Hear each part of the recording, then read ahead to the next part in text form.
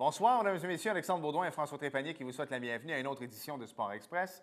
Salut François. Salut Alex. François, émission très chargée cette semaine, alors on va faire ça vite. Oui. Hein, on va y aller rapidement.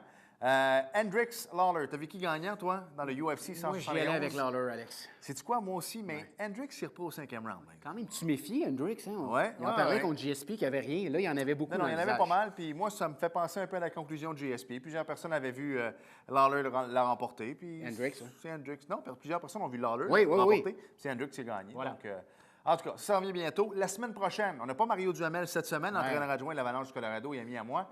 On va l'avoir la semaine prochaine parce que vous le savez, on enregistre le lundi, l'émission est diffusée le mercredi.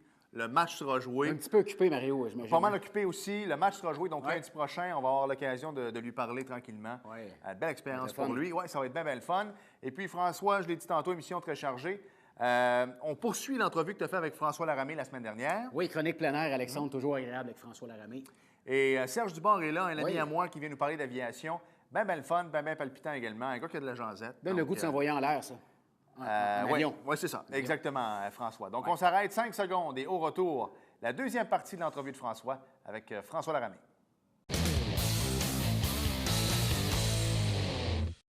C'est rendu une habitude à Sport Express de le recevoir. Vous le connaissez bien. Il vient nous parler pour sa chronique plein air. François Laramé est avec nous. Salut, François. Bonjour, François. Ça va bien?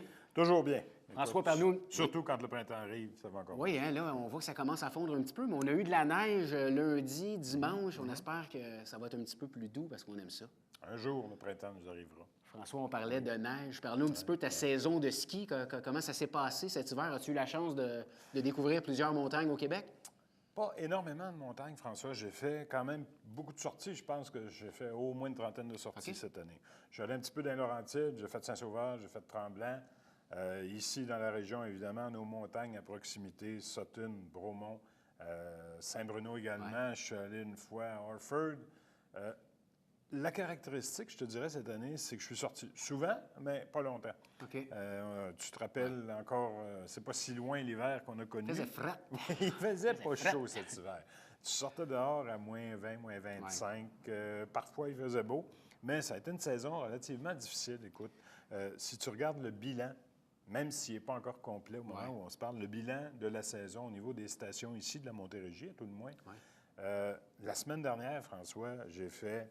Écoute, dans la même semaine, j'ai fait Bromont, j'ai fait Sutton, j'ai fait Saint-Bruno, j'ai refait Bromont encore dimanche dernier. C'était pas une semaine de relâche orthodoxe. Écoute, on arrivait, les télésièges étaient libres ou presque libres. Il a fait froid encore. Est-ce que les gens se sont tannés? Les gens, est-ce qu'ils avaient loué pour une semaine? Finalement, ils se sont dit, bon, ben on en a marre, on part le jeudi, vendredi, puis... Je te dirais peut-être l'inverse. Parce qu'en début de semaine, il faisait froid, donc les gens ne se sont pas rendus dans les stations de ski. C'est ce que me disaient les relationnistes des différentes stations de ski ici en Montérégie. Alors, les gens ne se sont pas rendus. Là où il y avait du monde, vraiment, c'était le dernier vendredi de la relâche. Alors là, il faisait beau, il faisait moins 3, moins 2. Les centres de ski étaient pleins. Ça pouvait ressembler au ski de printemps quand même. Et au ski de printemps et à des vraies journées de relâche scolaire. Alors là, ça a été bon, mais dans l'ensemble de la semaine, ça a été pourri. Si tu additionnes à ça, si on parle de la saison de ski dans la région, tu additionnes à ça les statistiques du temps des fêtes. Si tu te rappelles, le temps des fêtes a été extrêmement froid. Je me souviens, entre autres, d'une déclaration de Robert Desourdis, pas Robert, mais son frère Charles, qui est directeur de Ski Bromont, qui disait que le 2 et le 3 janvier, qui sont habituellement les journées, pour ainsi dire, les plus achalandées de la montagne durant l'hiver. Il dit, d'habitude, on a 7 000, 8 000 skieurs, il y en avait 200. Oh boy! Ce qui veut dire que tu as un temps des fêtes qui n'a pas été très bon. Tu as un temps de relâche qui n'a pas été très bon. Alors, on va se retrouver avec une saison fort moyenne en termes d'achalandage, en termes de rentabilité. C'est toujours difficile pour les stations de ski parce qu'ils sont toujours, tu sais, un petit peu à la merci, évidemment, de Mère Nature et de l'achalandage, ça va de soi. Alors, ça ne sera pas une excellente saison, la saison 2014. Si on se dirige un petit peu plus du côté du nord, François, Tremblant, Saint-Sauveur, il y a eu beaucoup de neige ici, il y en a eu plus que nous. Est-ce que les statistiques sont quand même, ça ressemble à ici? Oui, ça ressemble à ici un peu parce qu'il y a eu là aussi quand même beaucoup de froid. Saint-Sauveur, je le dis, ça a été très bon comme saison. Tremblant a fêté cette année son 75e anniversaire au mois de février. Il y a eu une bonne journée là, évidemment, et les conditions étaient très bonnes tout l'hiver. Mais ça n'a pas été une grande saison en raison des gros froids qu'on a eus. Comme je te dis, moi, je suis allé peut-être une trentaine de fois, mais quand tu avais fait 2h30 de ski, là, tu rentrais à la maison, bien gelé. C'est ce que je me suis fait dire. Les blocs de 3 heures n'ont jamais été aussi populaires dans les stations de ski cet hiver. Évidemment, et avec raison. Mais cela dit, c'est derrière nous. Alors là, on peut commencer à envisager une saison qui est particulièrement prisée par les amateurs de ski. Ça s'appelle ski de printemps. Le ski de printemps, mon cher. Oui. Est-ce qu'il y a plusieurs stations? Es-tu au courant un peu que des fois, il y en a qui ont des spéciaux, il y en a qui ont des... Voilà, j'y arrive. Ce qui est intéressant, François, à ce temps-ci de l'année, pour les amateurs de ski qui nous écoutent, il y en a beaucoup. Oui, il y en a. Et on peut profiter à ce moment-ci des spéciaux de l'an prochain, déjà cette année. OK. Ça, c'est le fun. Par exemple, je te donne un exemple. Saint-Bruno, toutes les stations, ou à peu près, ont déjà mis en vente leur passe de saison 2015. De l'an prochain. De l'an prochain. OK. Mais si tu les achètes maintenant, tu peux bénéficier, évidemment, des passes pour l'an prochain, mais tu peux faire du ski tout le reste de la saison gratuitement. OK, c'est intéressant, ça. C'est intéressant. Je te donne un exemple, par exemple, Saint-Bruno. Oui. Saint-Bruno a mis l'an passé des passes quotidiennes où tu peux acheter une passe du mardi, une passe du mercredi ou une passe du jeudi à 49 $. Ça, c'est une vraie farce. C'est donné, là. Écoute, j'en ai, je t'avoue, moi-même profité. J'ai acheté une passe du mardi, mercredi pour 59 $. Je suis allé peut-être une dizaine de fois. Je me sauvais du bureau puis j'allais faire du ski le midi. Mais Ça te revient à 5 la 5 la la sortie. sortie. Oui. Même si tu ne passes pas 5 heures, c'est Ben une non. piste à Saint-Bruno.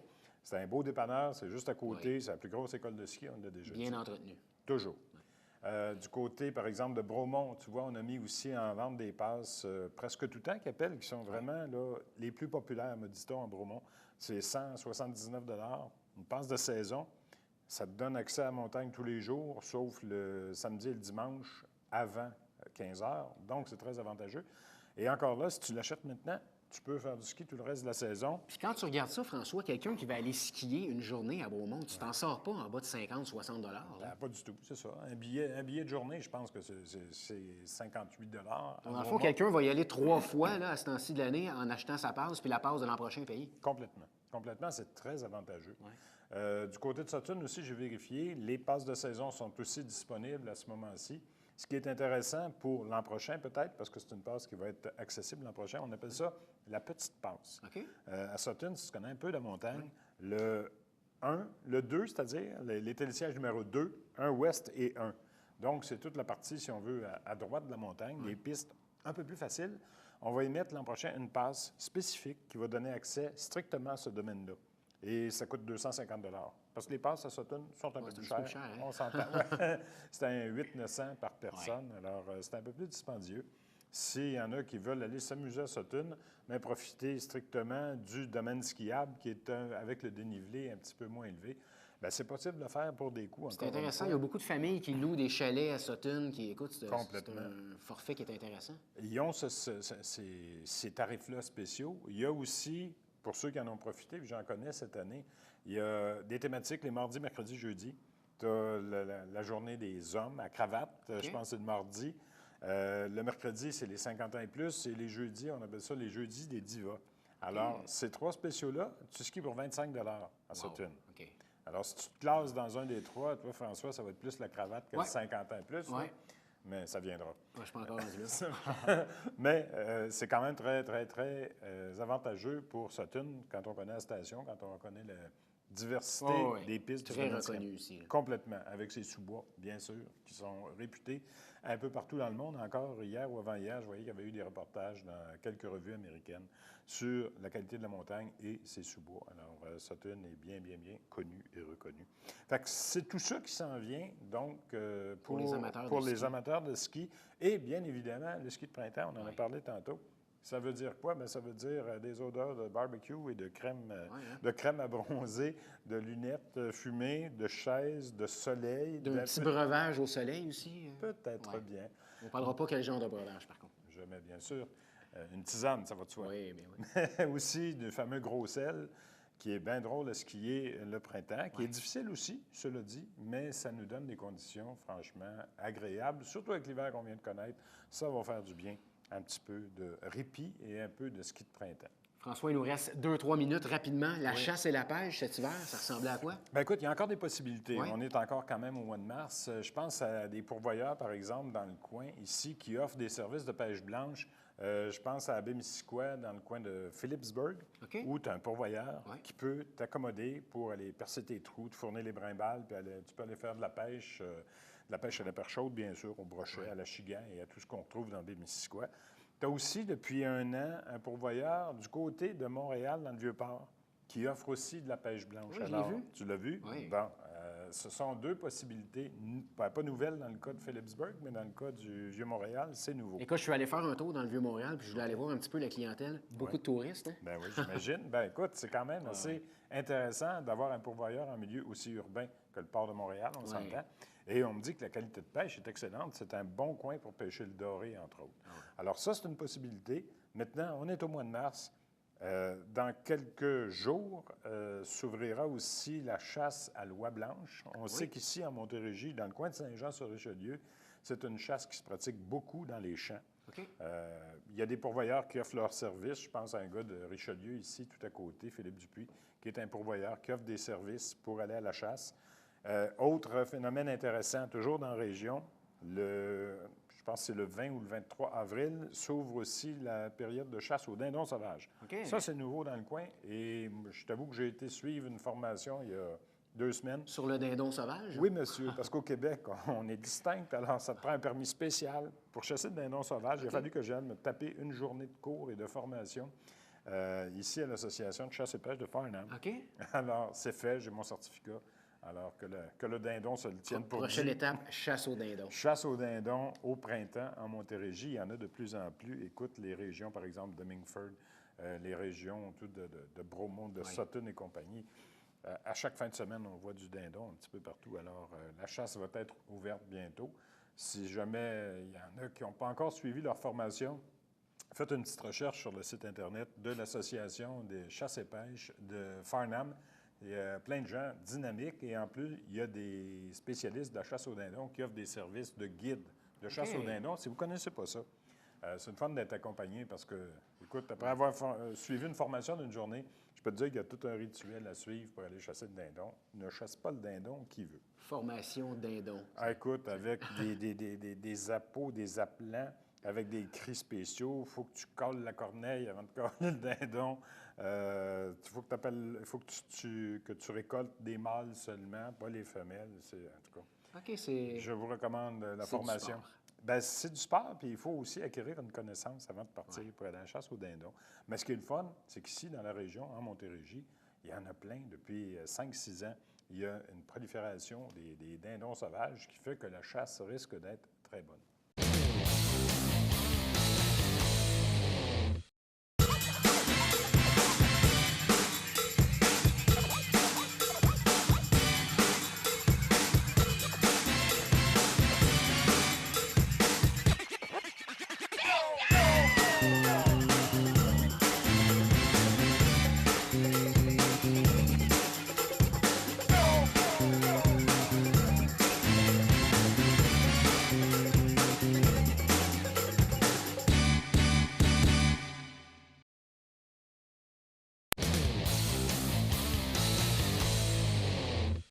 Cette semaine, à Sport Express, on a décidé de sortir des sentiers battus un peu. Je ne voudrais pas jusqu'à dire qu'on va s'envoyer en l'air, Serge, là, mais on va parler d'aviation cette semaine avec un bon ami à moi, Serge Dubas. Salut, Serge. Salut, Alex. Serge, on en parlait hors d'onde tantôt. Tu sais, moi, je suis un gars qui joue au golf, je joue au baseball, je joue au hockey. C'est des sports que tu découvres quand tu es en bas âge. Mais j'ai toujours eu l'impression que l'aviation, pour les gens qui pratiquent cette chose-là, c'est comme une passion, non? Est-ce que c'est le cas pour toi? Il faut que tu sois passionné. Puis moi, écoute, tu me demandes d'où ça vient. Je me rappelle, j'avais 8-9 ans. Ma mère m'a acheté dans une foire un livre qui s'appelait « Les merveilles de l'avion en réaction » que j'ai toujours conservé. Puis ça m'a donné le goût. J'ai dit un jour, il faut que je fasse ça. Puis je l'ai fait aussi par défi parce que quand j'étais plus jeune, j'avais peur des endroits clos. Puis en embarquant dans un cockpit, je peux te dire qu'on est vraiment serré. On est vraiment serré. Moi, de ce que je me rappelle de l'aviation, bon, c'est sûr qu'on voit les gros Boeing à la télévision, des choses comme ça. Les Cessna, qui est peut-être plus commun là, pour les gens de la Rive-Sud avec l'aéroport de Saint-Hubert. Mais quand tu veux décider de devenir pilote, Serge, puis que tu veux mettre ta passion au défi comme tu le fais, c'est quoi la règle numéro 1? Comment on commence? Tu t'en vas chez Malaysia Airlines. OK, ouais, c'est ça. C'est peut-être pas la chose à faire, mais ça, je veux qu'on y reparle. Je veux qu'on s'en reparle tantôt parce que c'est incroyable. Ça monopolise l'actualité depuis 2 semaines. Mais on fait quoi si on veut développer cette passion-là? Bien, il faut prendre des cours, comme n'importe quoi, comme le soccer. Il faut que tu ailles prendre des cours. Puis l'aviation, à ce que les gens imaginent, c'est accessible à tout le monde. Tu n'es pas obligé d'avoir une vue... tu sais, regarde ce que je porte comme lunettes, là. Bien, la semaine passée, quand on s'est parlé, puis que j'ai dit que, tu sais, qu'on avait décidé que tu venais à l'émission et tout ça, je t'ai dit, j'ai même pas pensé à tes lunettes, peut-être parce que je te connais depuis longtemps, puis j'avais oublié tes lunettes, mais j'ai dit, est-ce que tu veux qu'on peut pas porter de lunettes pour devenir pilote? Tu me dis, Alex, regarde-moi. Mais tu as raison, dans le fond, c'est tous des tabous qu'on a, mais qui en réalité sont pas vrais. Là. La restriction est la canne blanche. OK, ouais, c'est ça, c'est tout. Ça, tu peux pas. Mais le reste, là, il faut que tu aies une bonne vision avec le port des lunettes. Et sur nos licences, c'est marqué port de lunettes obligatoire. OK, c'est ça. Donc, en réalité... Et ça te prend 4 membres, naturellement, si possible, OK? Bien, on a un ami, nous, qui est amputé d'un bras. Est-ce que lui pourrait devenir pilote? Oui, parce que lui, il peut mettre une prothèse. OK. Donc, il pourrait avoir accès aux manettes. Il pourrait jouer avec... Tu parles de Sylvain? Exact, oui, c'est ça. Qui est un grand sportif en passant. Oui, on l'a reçu à l'émission l'an passé. Ah, vous l'avez eu ici? Non, c'est ça. Mais, puis, quand tu l'as dit tantôt, c'est des cours qui sont abordables. Oui. On a toujours le même. Oui, c'est dispendieux, mais je pense que tu peux prendre des arrangements. Bien, c'est pas si dispendieux. C'est quoi pour toi dispendieux, Alex? Bien, sérieux, c'est une bonne question. Moi, 15 000, non, je sais pas. Non, bien, 15 000, écoute, si tu veux apprendre à chauffer des Cessna, là, parce que tous les pilotes ont commencé par des Cessna. C'est ça. OK, vas-y, parce que même si tu es pilote de ligne pour Air Canada, tu as commencé là. Tu as commencé dans un Cessna 150 ou 152, qu'il y a plusieurs années que tu louais à 80 pièces à l'heure. Aujourd'hui, il en coûte à peu près 140. Puis les gars ont commencé là-dedans à apprendre à décoller. Après 16 heures, ils te lâchent lousse. Puis je vais te dire une chose, quand tu te lâches lousse la première fois, là, tu te dis, quand tu lèves, là, tu te dis, il faut que je le ramène. Ouais. Mais c'est là que l'aventure commence, puis le défi commence, le challenge commence. Puis être pilote privé, je te dirais, un gars qui est moindrement compétent comme toi, Alex, parce que il est très compétent, notre ami. Écoute, il est quasiment bon dans tout. Continue. Je pense qu'on a une coupe de change. Merci beaucoup. J'ai juste des cents, ça paraît bien. J'ai jamais une scène d'impôt. Donne-moi ton nip, ça va être correct. Non, c'est correct, vas-y. Ça coûte environ, je te dirais, le cours aujourd'hui. Louer un appareil, ça revient à peu près à, je te dirais, un grosso modo, là, 150 pièces à l'heure puis un 50-60 pièces de l'instructeur. OK. Puis ça, tu en as besoin pendant un certain bout de temps. Puis ça te prend tant d'heures. À 6, 7, 8 000 pièces, tu peux avoir ta licence de pilote, embarquer des amis puis aller en avion. Ça coûte, je te dirais, pour moi, je trouve que ça coûte moins cher que de faire du bateau. Bien, c'est ce que j'allais dire, avec le prix de l'essence puis tout ça. Mais dans ton prix horaire, est-ce que l'essence, L'essence est inclus, l'huile est inclus, puis te fournir son moteur. OK. Puis j'imagine, après, Serge, tu as des heures à faire de jour, tu as des heures à faire de nuit aussi. Comment ça fonctionne? OK. Si tu veux être pilote privé, je ne me souviens plus du nombre d'heures que ça prenait. Je sais que le commercial, ça prend à peu près 200 heures. OK, à 200 heures, il y a un monsieur de Transport Canada qui s'assied à côté de toi, puis qui fait faire toutes sortes de manœuvres, puis il dit que tu as ta licence, tu peux être commercial. Okay. Là, tu peux embarquer des passagers et les faire payer. OK. Mais oui, tu as besoin de voler, mais c'est pas énorme, là. Tu sais, il n'y a pas 10 000 heures à faire. C'est sûr que si tu veux travailler pour une compagnie aérienne, des compagnies en bas de 1 500 heures, d'autres 1 300 heures, comme Air Canada, peut-être pas t'engager, là, mais c'est ça. Mais un jeune homme qui écoute l'émission en ce moment, Serge, puis qui a 20, 21 ans, qui a toujours rêvé de faire ça. Donc, tu l'as dit, lui, il peut s'en aller à Saint-Hubert demain matin, puis aller s'enquérir de ça, puis de partir. Alex, moi, je vais dire aux gens qui écoutent actuellement, si vous voulez payer un trip cette année, là, allez à Saint-Hubert, il y a 3-4 écoles d'aviation. Ils vont vous charger à peu près 200 $. Tu vas avoir un cours au sol pour piloter un avion. Tu vas décoller l'avion, tu vas le voler, tu vas l'atterrir toi-même. OK. Je te jure, écoute, il appelle ça pilote d'un jour, là, ça dure à peu près 3 heures. Faites-vous plaisir, allez essayer ça. Ça vaut la peine. Écoute, même... Vas-y, Alex! Oui, mais tu viendras avec moi. Honnêtement, moi, en avion, j'adore l'avion, mais on dirait qu'en vieillissant, qu'est-ce que tu pourrais dire aux gens qui ont peur? Parce que moi, on dirait que quand je suis dans les airs, je commence toujours à réfléchir. Puis, en réalité, un avion aujourd'hui, puis je veux qu'on termine avec la Malaysian Airlines tantôt, mais les avions sont très fiables aujourd'hui, que ce soit le petit Cessna ou encore le gros avion. Les avions sont fiables. Les erreurs, souvent, c'est le pilote. Okay. Il y en a un qui s'est tué il y a quelques années. Je n'aime pas en parler parce que je connaissais un petit peu les gens. Mais ils ont volé au-dessus de la rivière. C'est Yamaska ici, Saint-Jean, pas loin? Je pense que oui. Richelieu. La Richelieu, oui, excuse. C'est ça, Richelieu. Puis ils ont volé à 500 pieds. Le gars voulait impressionner la fille. Puis il a ramassé les câbles qui traversent la rivière. Ouais. Sans ça, ça ne serait jamais arrivé. Les appareils sont fiables, mais c'est des erreurs. Il y a ça des facteurs humains, la fatigue, le stress. Puis quand tu pilotes un avion, veux pas, tu décolles, tu as toujours un petit feeling. Est-ce que c'est ce qui fait que tu restes un bon pilote? Parce qu'on m'a toujours dit, moi, la personne qui je connais souvent des gens qui ont des motos. La seconde qui ont plus peur en moto, c'est là qu'ils deviennent dangereux. Est-ce que c'est un peu la même chose pour les pilotes d'avion? Exactement. Quand je décolle, moi, je vérifie mon avion, je vérifie mon huile, mes ailerons, que ce soit un twin ou un moteur simple, je vérifie tout. Mais les gars commencent à prendre d'expérience, qui ont leurs propres avions, c'est fiable, ils partent, puis là, en vol, quelque chose qui se passe, puis là, tu sais, ils disent toujours, t'es mieux de vouloir être dans les airs quand tu es au sol que de vouloir être au sol quand tu es dans les airs. Exactement. C'est vrai. Parle-moi un peu de ce que toi, ça t'a apporté. Comment tu vis ça quand tu es dans les airs, Serge? C'est quoi le feeling, justement? Parce que maintenant, depuis le 11 septembre 2001, quand tu pars en voyage, les pilotes sont moins enclins à ouvrir le cockpit. C'est ça, comme c'était le cas à l'époque. Donc, on ne peut plus voir cette belle vue-là, mais ça doit être extraordinaire. Ouais, écoute, moi, j'ai eu l'opportunité d'embarquer dans des appareils là, assez gros en avant.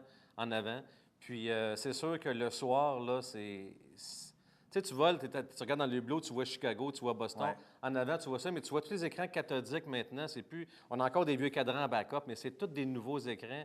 Écoute, puis les appareils, les Airbus pilotent avec un joystick comme un jeu. OK. Ça atterrit tout seul. Je te dis, c'est fantastique. Puis moi, j'aime ça parce que je me sens libre. Puis j'aime faire partager ma passion. Moi, là, quelqu'un qui me dit « Serge, emmène-moi faire un tour en avion. » Moi, je suis content parce que je vais te faire triper dans les airs. Il m'a dit « Regarde, à 5000 pieds, là, prends les manettes, là, puis amuse-toi. Descends-là. » Il ne va pas nous tuer. Non, mais descends-là, tourne à gauche, tourne à droite. Je vais te faire triper. Moi, je tripe à faire triper le monde. Ouais. C'est ça mon fun. Puis les gens qui voudraient faire ça, Serge, à la limite, peuvent nous écrire ici à Sport Express. Je peux envoyer leurs coordonnées à toi, puis ça va te faire plaisir de prendre rendez-vous avec eux. Exactement. Puis les gens qui habitent sur la Rive-Sud, à Saint-Hubert, il y a 4. Écoute, est-ce qu'on peut donner une autre compagnie? Oui, vas-y, aucun problème. Il y a CEPAC Aéro, ce que moi, je vois là, actuellement. Tu as Air Richelieu.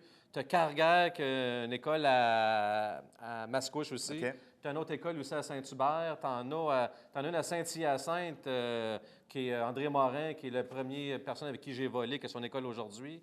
Il y en a plusieurs là, sur la Rive-Sud. Puis l'important quand vous allez prendre des cours d'aviation, c'est pas l'appareil, c'est pas le prix, c'est comment tu te sens avec le coach qui est à côté de toi. Oui, c'est important, ça aussi. Si tu te sens pas bien, tu demandes à changer. OK. On peut le faire pour qu'il y ait une confiance entre les deux. Là. Définitivement. Serge, en terminant, il faut absolument parler du vol MH370 de la Malaysian Airlines. Moi, je ne comprends pas en 2014. Tu as peut-être de quoi dire là-dessus, mais on est capable tu sais, je suis capable de savoir t'es où juste par la fréquence de ton téléphone cellulaire. C'est nébuleux un peu, ça. Écoute, c'est nébuleux, puis c'est ça, l'aviation, on cherche toutes sortes de réponses. Qu'un avion disparaisse de même, c'est carrément insensé. Ouais. Écoute, ils ont des radars primaires, écoute, il y a tellement de moyens de communication. Moi, j'ai des terroristes, je vous dirais qu'Araël... Non, c'est pas vrai, Raël. Arrête le Il est après convertir 350 350 personnes sur une île, là. Ouais. Non, mais écoute, j'ai l'impression, moi, que je crois pas que l'avion est tombé. Je crois... C'est personnel, là, OK? Que l'avion a été peut-être détourné, atterri en quelque part, puis qui va servir peut-être plus tard à des actes, à des demandes de rançon, je ne sais pas. Il y a un groupe, écoute, tu ne peux pas perdre un avion comme ça, c'est impossible. Puis ils n'ont pas trouvé de débris nulle part. Non mais n'oublie pas, c'est grand à chercher. Là. Je sais que c'est très grand, l'océan et tout ça, mais je sais pas. Il me semble que c'est... Écoute, actuellement, il y a plein de spéculations sur Internet.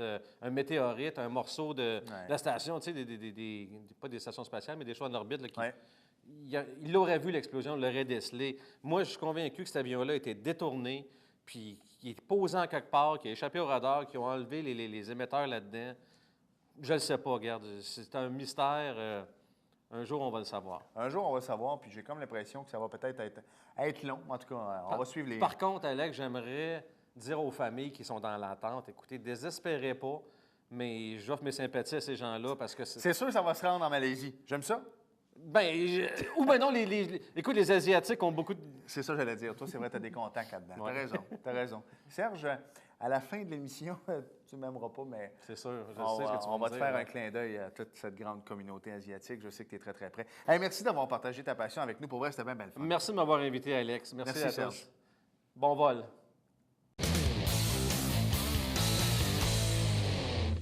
Nous sommes de retour à Sport Express. C'est François, le Red Bull Crash Test de Québec. Ça s'en vient? C'est ce week-end, Alex. Bonne chance à mon ami Carl Bellefleur et à Joey Trudeau, deux Joannais qui seront sur le parcours à Québec ce week-end. La meilleure des chances, oui. Et puis, on va parler de NASCAR, naturellement. Alors, dimanche dernier, était présenté le Food City 500 sur le Val de Bristol, au Tennessee. Oui. C'est Carl Edwards qui a remporté la course devant Ricky Stenhouse Jr. et Aric Almiro.